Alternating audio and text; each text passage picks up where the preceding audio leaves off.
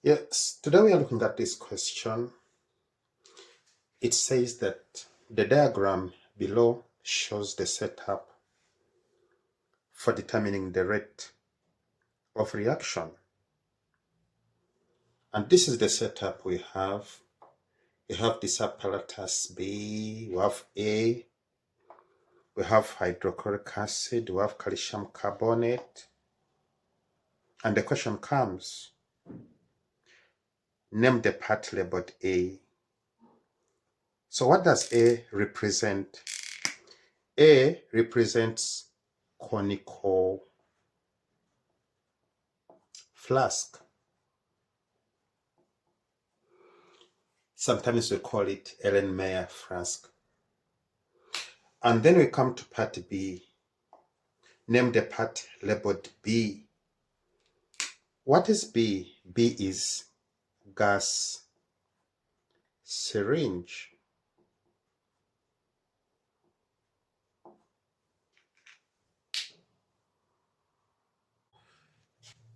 Yeah, so comes another question here. It says, give the function of the part labeled B. This happens to be the part we refer to. And what is the function of that part? First of all, we said B is a gas syringe. So what's the function of the gas syringe? The function of the gas syringe is to measure the volume of the gas.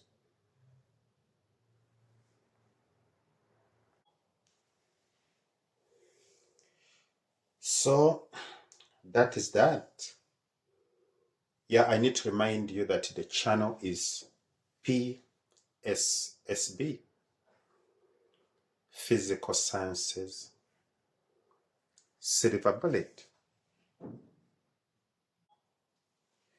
So another question comes here, and it says that suggest any two ways by which the rate of reaction above can be increased. Okay, to answer this question, I have to assess what is actually happening. In this case, we have the hydrochloric acid reacting with calcium carbonate. Okay, so how can we increase the rate of this reaction? First of all, we can increase temperature.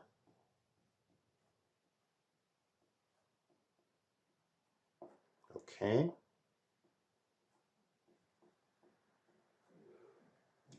Then what else can we do?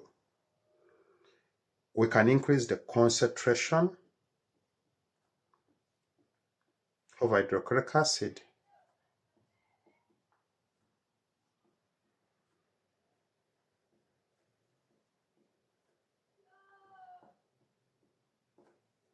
Okay. What else? Yeah, we can increase surface area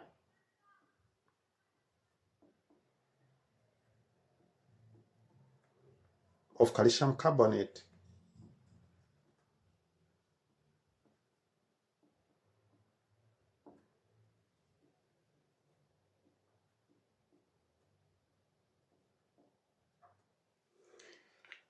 So those are the three ways we have identified by which the rate of reaction above can be increased. So we come to this question. It says that when calcium carbonate granules reacted with HCl, this is the equation. The carbon dioxide liberated was plotted against time as shown below. So here we are having the graph of volume of carbon dioxide plotted against time. Then comes the question. It says that calculate the rate of reaction in cubic decimeter per second between 0 and 2 minutes, and then 2 and 4 minutes. Okay, how do we do about this? Let us first put here between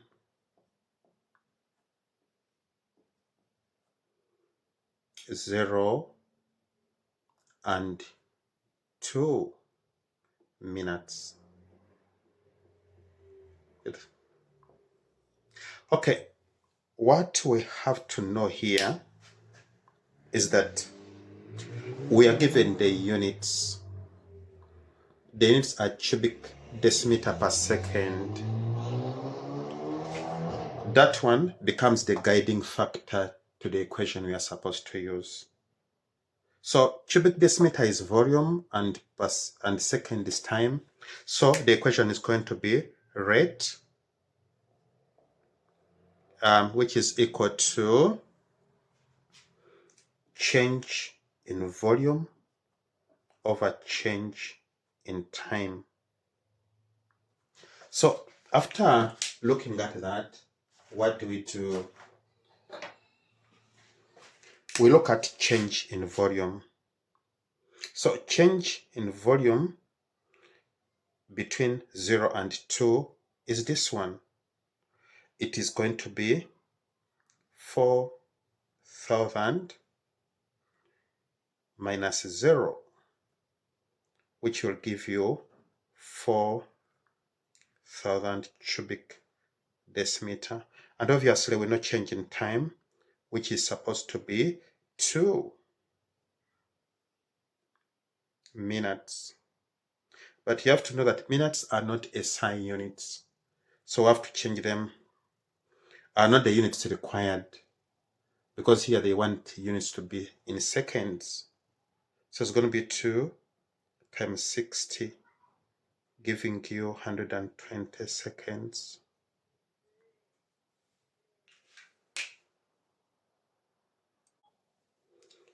So with this information, what do? We substitute in the equation. So the equation is going to be rate, which we are calculating. Change in volume is given here, and this 4,000 divided by 120. Okay. So that's what we get. We get our rate as 33.33 cubic decimeter per second.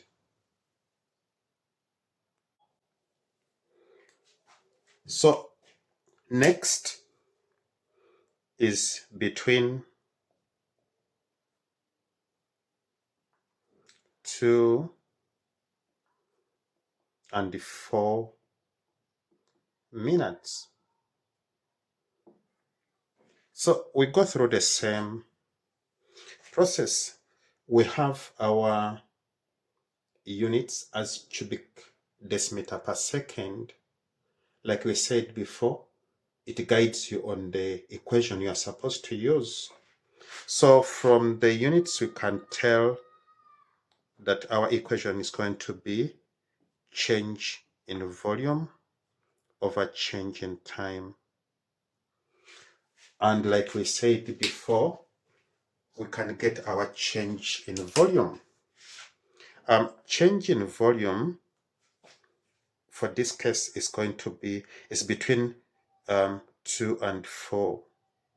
So it's going to be 6,000 minus 4,000. What we get out of this is going to be 2,000 cubic decimeter. And we know our change in time, which is going to be 4 minus 2.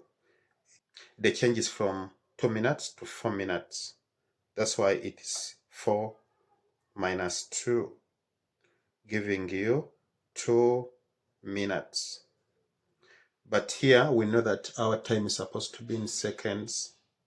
So it's going to be 2 times 60, giving you 120 seconds. Now, with this information, what is next is a substitution. You say rate is equal to, change in volume is given here, and it is 2000. And change in time, we have it as 120, giving you 16.67 cubic decimeter per second.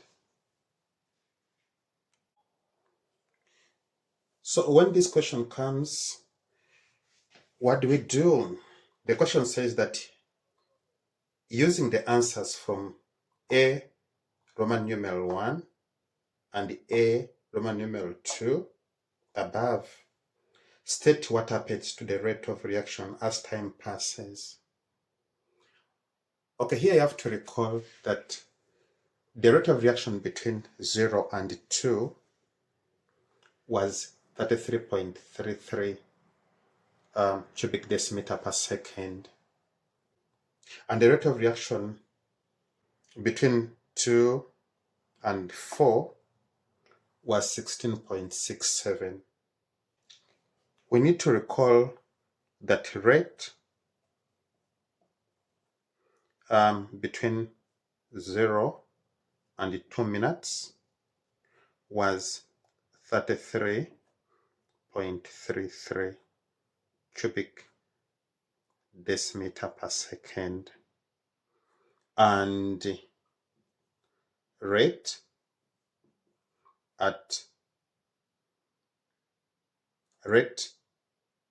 between 2 and 4 seconds was 16.67 cubic decimeter per second. This is a point to note. So with this information, what do we see? We are seeing that initially the rate was higher, then it decreased, and that is a general trend for all reactions. What's the trend? The rate of reaction always decrease as time passes.